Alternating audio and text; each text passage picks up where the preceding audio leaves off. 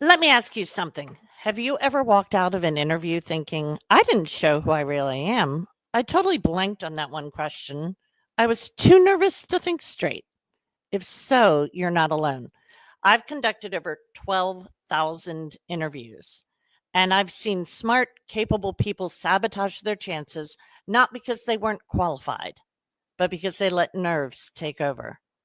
This training isn't about what to say in interviews, it's about how to show up, how to shift your inner state before you walk into the room or walk onto the Zoom so you can stay grounded, clear, and fully present when it counts. So if you've got pen and paper nearby, grab it, take notes.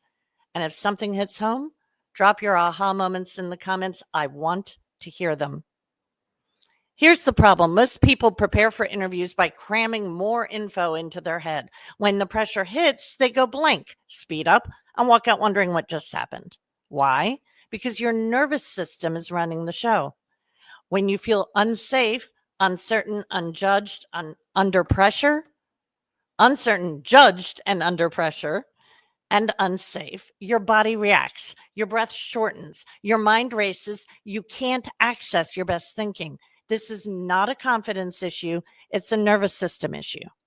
That's why I focus on the inner game, because the person who shows up clear and grounded always outshines the person who's in their head trying to remember the right answer. There are 3 simple tools I teach to shift your state before and during the interview. None of them involve scripts.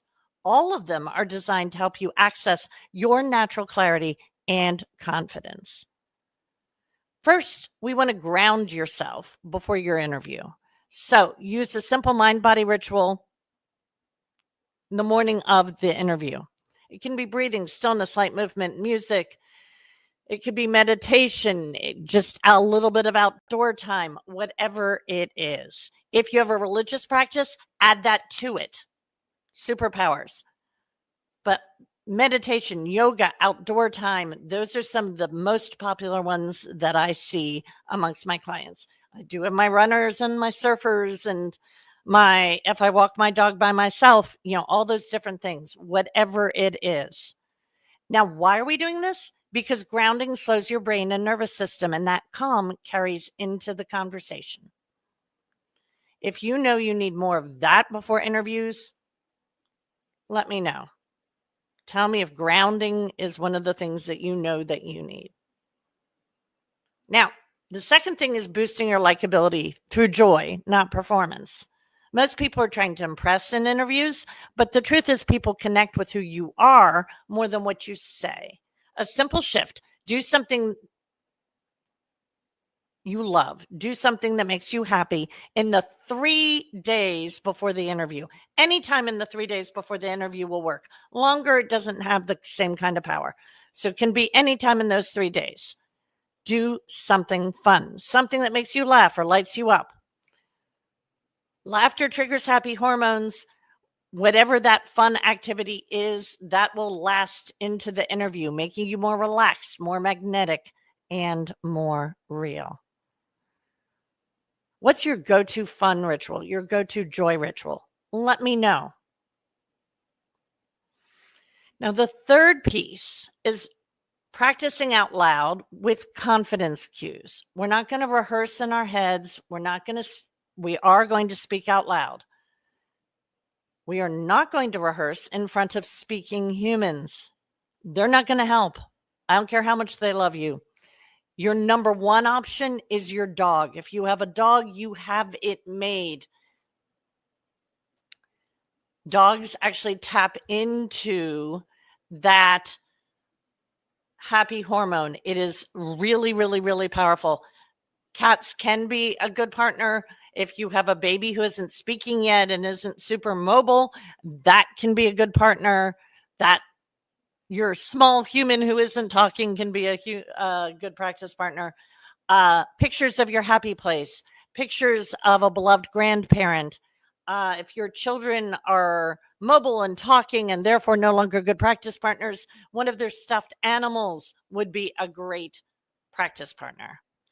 When you do that, and the ideal one being the dog, The dog is looking at you. My human is so wonderful.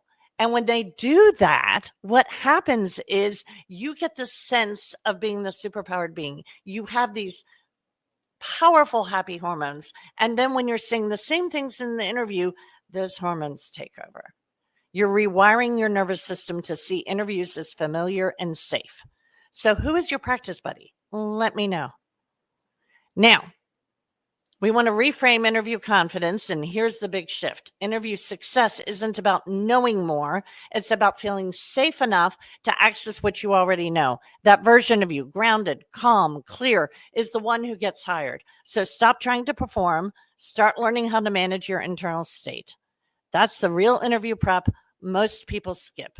And that's the reason my clients walk in more confident and walk out with more offers.